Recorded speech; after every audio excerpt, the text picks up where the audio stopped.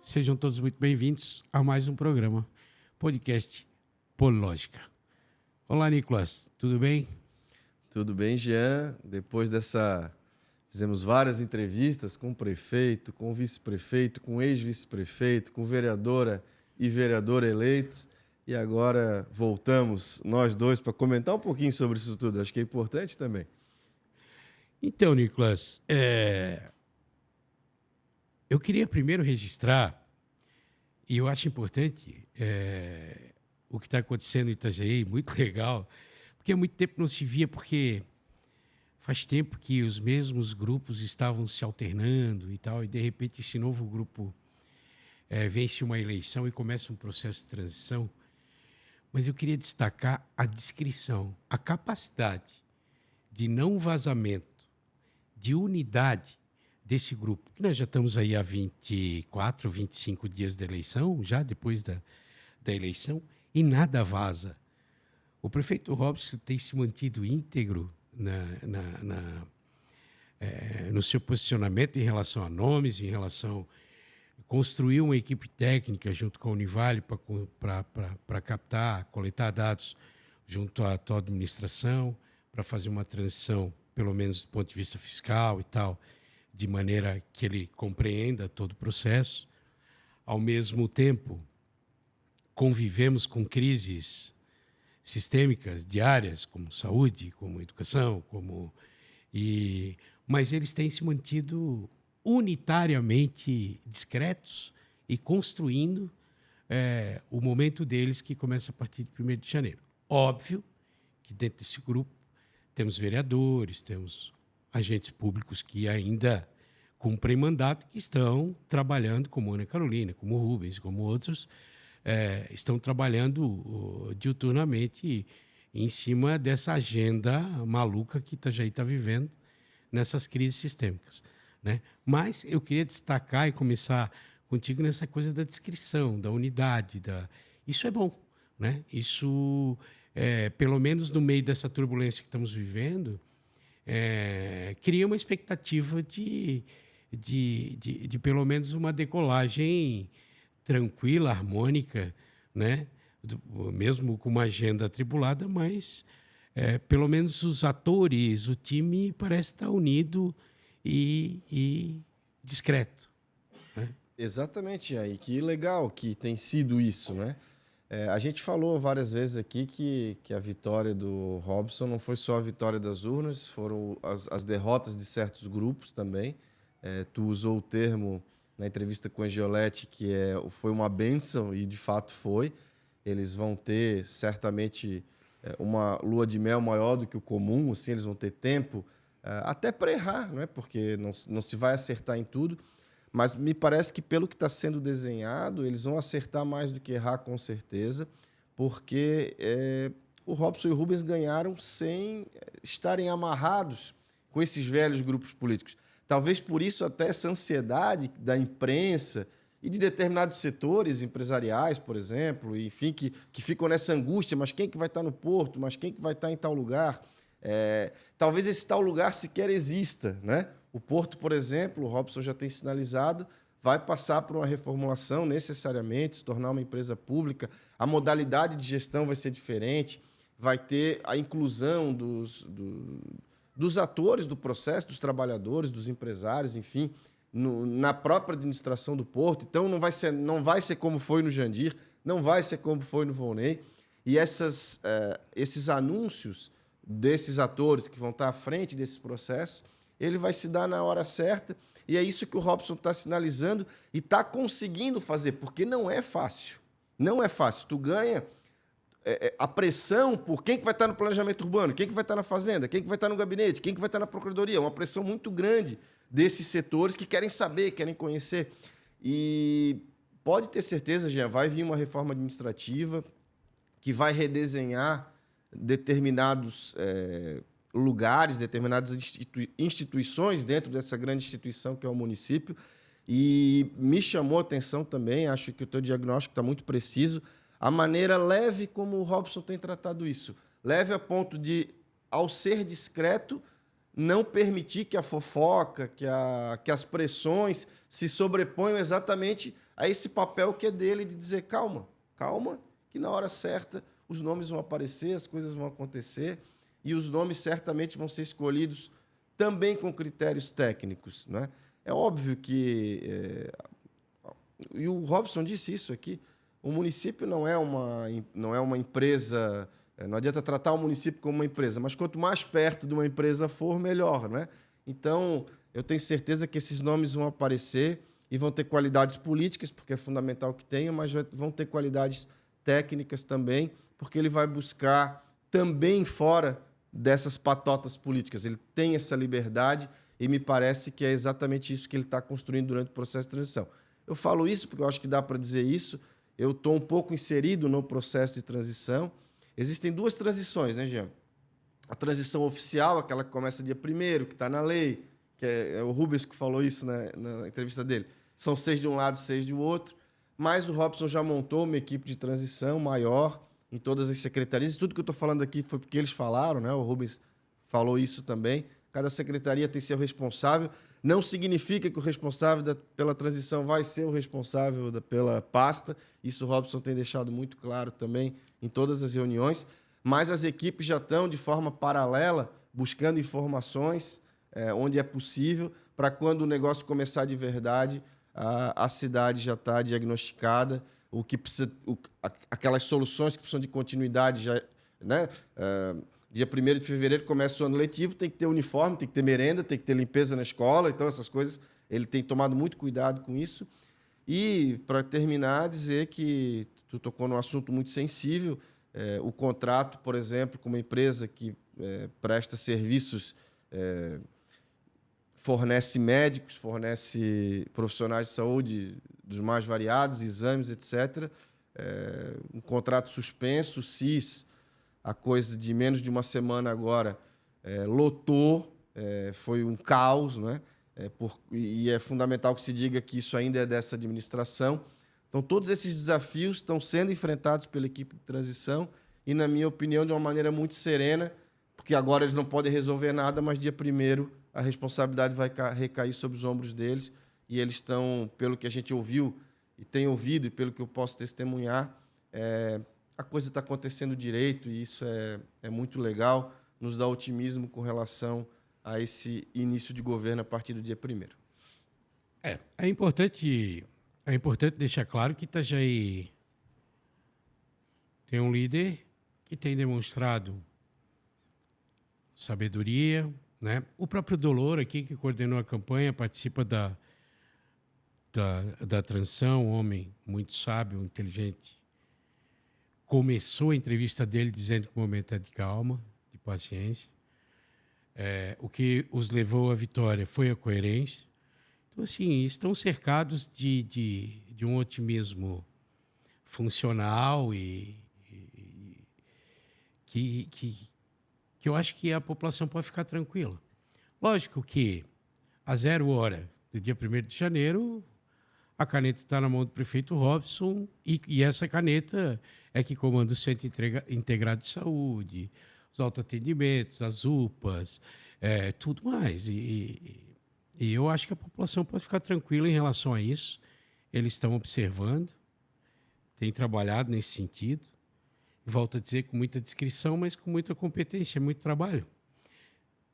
Expedientes longos, de segunda a segunda, eu tenho acompanhado, porque fica uma quadra aqui de estúdio, o espaço que eles estão ocupando, e todo mundo trabalhando com muito afinco para que Itajaí faça essa virada de maneira competente. Agora eu quero dar uma provocadinha no Nicolas, porque a gente até tentou aqui com o Rubens e tal, numa questão mais institucional, mas assim é bom a gente interpretar o que pode estar acontecendo agora na reta final, porque está todo mundo olhando para a prefeitura, está todo mundo olhando para a saúde, está todo mundo olhando para a educação, Nicolas. Mas as coisas acontecem na política vindo também de outro poder.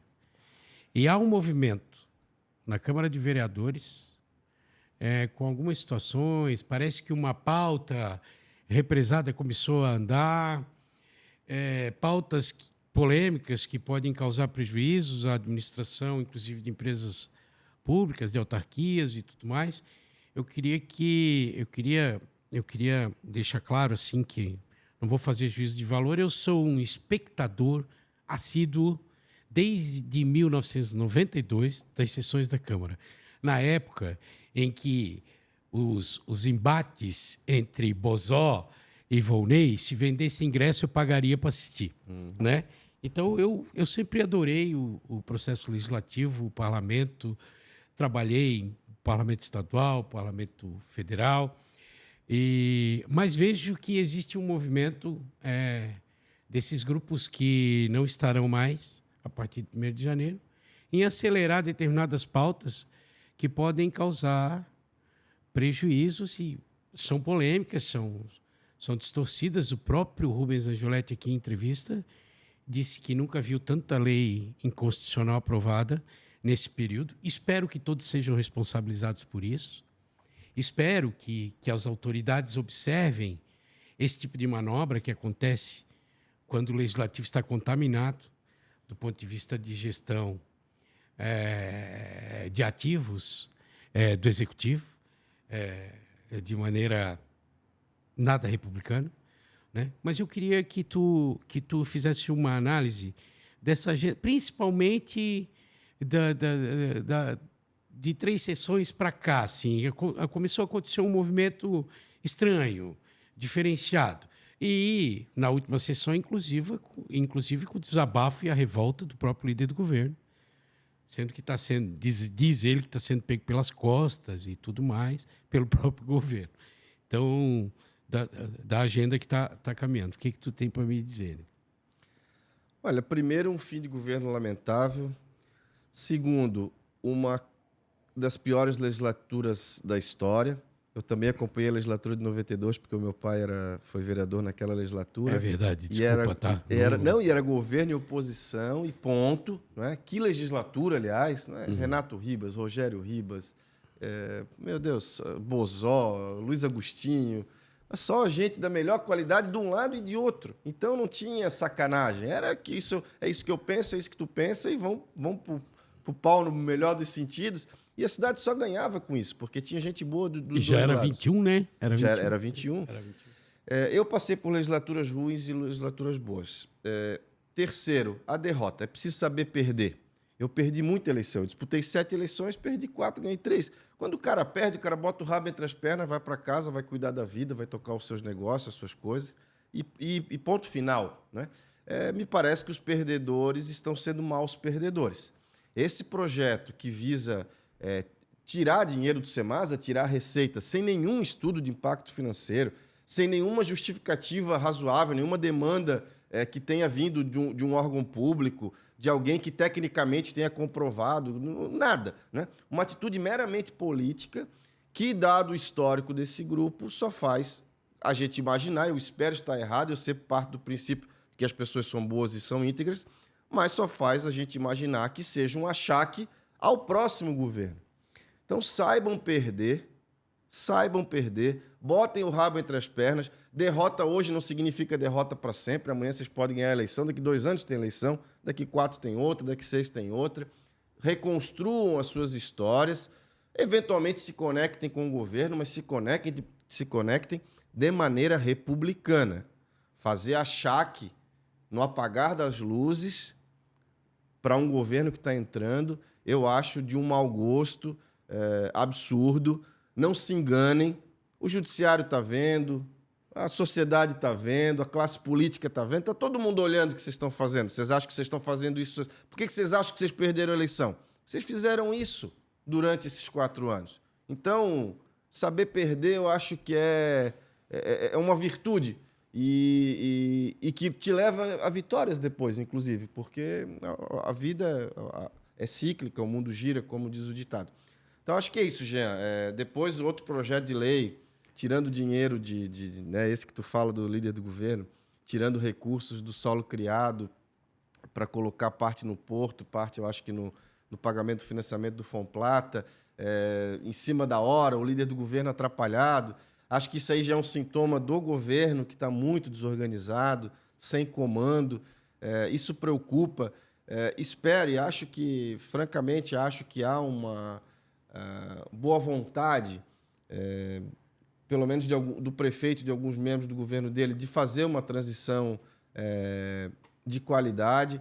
Então, também aqui o apelo, né, que essa transição de qualidade que as decisões passem também pelo prefeito e vice-prefeito eleitos em conjunto. Não estou dizendo que eles vão tomar as decisões, porque as decisões até dia 31 de dezembro são, de fato, do governo que legitimamente foi eleito há 4 anos. Mas, como nós estamos falando de processos que exigem soluções de continuidade, o Robson e o Rubens precisam ser ouvidos em determinadas questões, por exemplo, na minha opinião, nessa questão do projeto de lei que foi para a Câmara agora, que nem o líder do governo conhecia. Então, muito cuidado, né, gente? A responsabilidade sobre a gestão de uma cidade, ela não é só do prefeito e vice, ela é dessa Câmara que está saindo.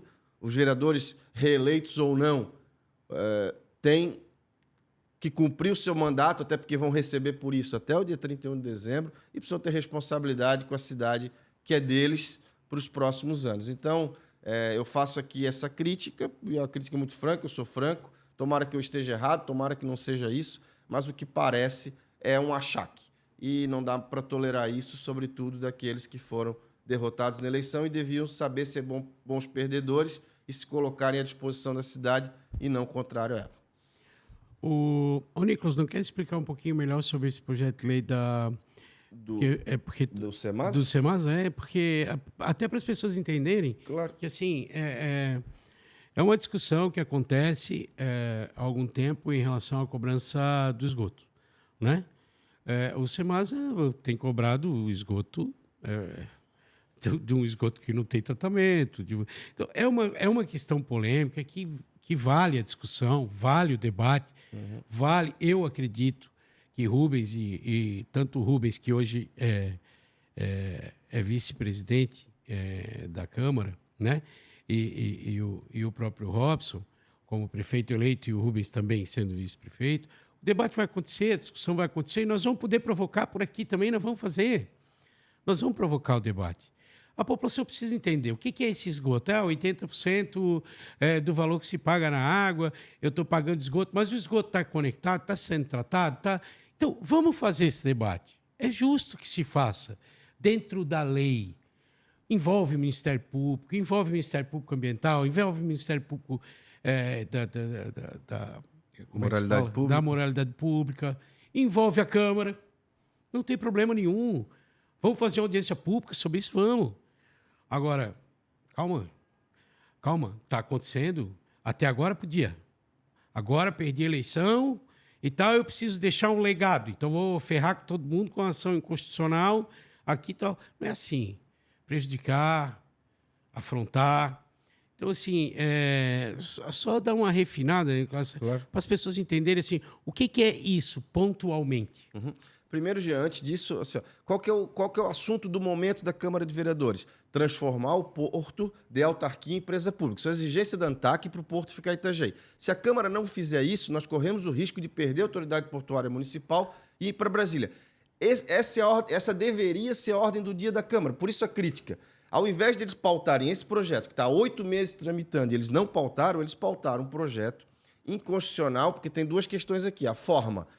Qualquer mudança de tarifa, ou criação ou extinção, necessariamente tem que vir do Executivo. Não pode ser vereador a propor porque é inconstitucional. Então, essa é a primeira coisa. Segunda questão, vou explicar o que o Jean está pedindo para eu explicar. A tarifa do esgoto em Itajaí, ela corresponde, e a lei criou isso, a 80% da tarifa de água. Então, se eu paguei R$100 de água esse mês, eu vou pagar, então, 180, porque eu vou pagar mais R$80 de esgoto. Qual que é o problema? O problema é que 100% da cidade, praticamente 100% da cidade, é coberta pelo sistema de tratamento e de distribuição de água. A água chega na torneira de praticamente 100% dos moradores de Itajaí. Mas o esgoto, não.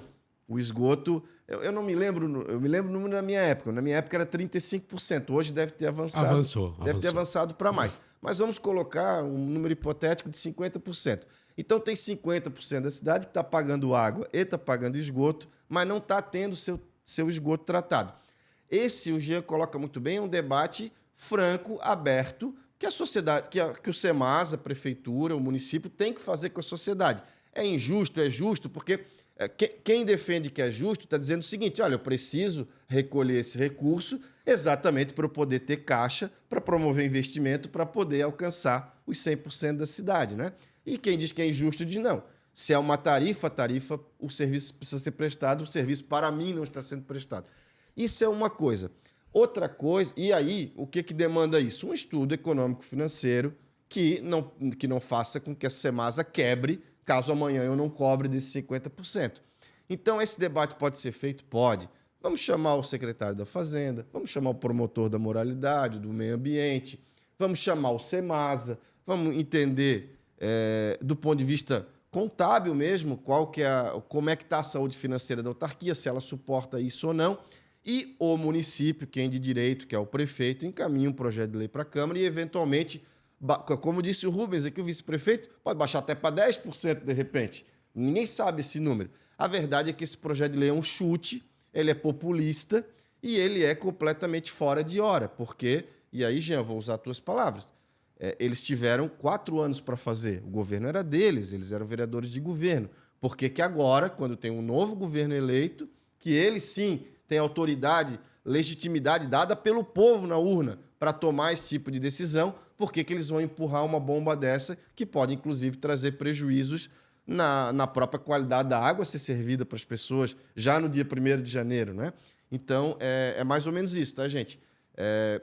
O debate perfeito, a hora, né? O conteúdo ok, a forma completamente equivocada. E a gente conhece de política, né, Jean? A gente sabe que tem alguma coisa por trás. Ninguém faz isso gratuitamente. E por isso que eu falei e repito, vamos saber perder, porque saber perder é uma virtude muito importante do ser humano. É isso aí. Nicolas, eu acho que hoje... É pouquinho assim? Não, eu até queria reforçar, porque falha minha, porque a gente estava noutra pauta sobre essa questão do porto. Quer dizer, nós precisamos que as entidades representativas, que todas as pessoas respeitáveis desse município observassem, virassem seus olhos e suas vozes para a Câmara de Vereadores, pedindo para que, levantando a demanda para que a Câmara dê continuidade na questão do projeto de lei para criar a empresa pública, para que nós não percamos a autoridade portuária. Então, assim, por que essa agenda está sendo deixada de lado? Por que estão tirando coisas da gaveta e colocando na pauta, na agenda do Legislativo e atrasando esse processo da criação da empresa pública? O que está acontecendo? Expliquem para a sociedade. Gritaram transparência com 8 anos. Vamos dar transparência. Vamos fazer esse diálogo. Vamos fazer esse debate. Põe para votação o presidente Marcelo Verne. O senhor que é um homem tão preocupado com o futuro e com a economia de Itajaí, põe para votação. Pressione a comissão. Quem são os membros da comissão? Que ela está parada. Tu sabe qual que é? Deve ser legislação justiça. Mesmo. Então, Cristiane Stewart, Bruno da Saúde Privada, Mamão, vocês não vão dar o parecer para mandar para plenário para votar? O que está acontecendo? Vamos trabalhar. Eu sou povo, Nicolas é povo. Nós estamos cobrando. Vamos criar um movimento na cidade. Vamos chamar a associação comercial, industrial, vamos chamar as entidades representativas, Nicolas. Porque é importante para o Itajaí esse processo. É importante acontecer. Desengavetar um monte de projeto agora para obstruir a pauta. O que está acontecendo? Estão muito preocupados, querem mesmo que a autoridade portuária vá para o governo federal, vingança eleitoral, porque perderam a eleição. Vamos conversar. Está todo mundo de coração aberto, está todo mundo feliz. Está todo mundo sem ressentimento aqui. Por que nós não vamos conversar abertamente com a população? Não é transparência que todo mundo pedia o tempo todo? Certo, Nicolas? Certíssimo, Jean. É isso, né? Se a comissão... eu nem sei se está parado lá, eu imagino que sim, né? Mas se a Comissão de Legislação e Justiça diz que o projeto de um vereador que altera a maneira de cobrar tarifa é constitucional, e não é, eu falo isso, eu sou advogado, tenho doutorado em ciência jurídica e conheço daquilo ali porque presidi essa comissão várias vezes e conheço dessa legislação. Não pode. E o do Porto pode, porque esse sim veio assinado pelo prefeito, bonitinho, toda a estrutura do ponto de vista do procedimento legislativo, tudo certo. É só dizer, dar o parecer, ok, e disponibilizar o presidente para pautar. Essa é a pauta do momento, gente. E eu vou reafirmar o apelo que o Jean fez aqui ao setor empresarial também, porque a ANTAC deixou claro como a água que às vezes o Semasa serve, tem horas que não, de maneira cristalina, de que é preciso transformar a empresa pública. A única autarquia do Brasil é Itajaí, está fora do modelo que eles entendem adequado para a administração de Porto. Então, nós precisamos transformar a empresa pública. Há um ganho qualitativo fantástico, porque criando empresa pública você tem conselho fiscal e de administração, você traz a iniciativa privada para dentro da própria gestão, porque, embora pública, ela opera como de direito privado. Então, é só a Câmara aprovar. E isso a Câmara não aprova. A ordem do dia, a coisa mais importante para a cidade, nesse momento, a Câmara não aprova. E assim, nós vamos ter que denunciar, se não aprovar, nós vamos dizer que foi vingança política, porque não há outra interpretação possível. Não há outra interpretação possível. Então, cuidem da cidade, gente. Vocês são vereadores, vocês vão receber salário até o dia 31 para cumprir as responsabilidades que vocês assumiram quando disponibilizaram os seus nomes e foram eleitos pelo voto da população de Itajaí. Esse projeto é fundamental, os outros não são. Esse é. Votem, porque a cidade precisa de vocês. E deem como é que eu vou dizer? Mostrem que vocês não são vingativos, que sabem perder e que a cidade está acima de qualquer diferença política. Semana que vem nós vamos estar aqui. Já vai ter passado 3 sessões. Vamos cobrar. 3 sessões dá para votar bastante coisa. Aliás, tem até extraordinária, quando é para votar. Sim, né? sim. Então, assim, vamos resolver o problema do Itajaí. Vamos mostrar unidade. Vamos se unir. Pessoal, está garantido a autoridade portuária para o município, está garantido para o próximo governo construir o novo edital, botar container aqui de novo, botar navio aqui de novo, tudo funcionar, certo? Vocês saírem daí com o nome limpo, sabe? Para construir um retorno. Tem gente que é servidor, tem gente para construir um retorno de alto nível. É uma virada geracional, é uma virada de histórica. Então, se vamos trabalhar, vamos fazer pelo bem, sabe? Esquece as picuinhas, esquece os dodóis, esquece os mimimi, né? E vamos se unir quinta-feira, nós estamos aqui de novo. Grande abraço e até o próximo programa.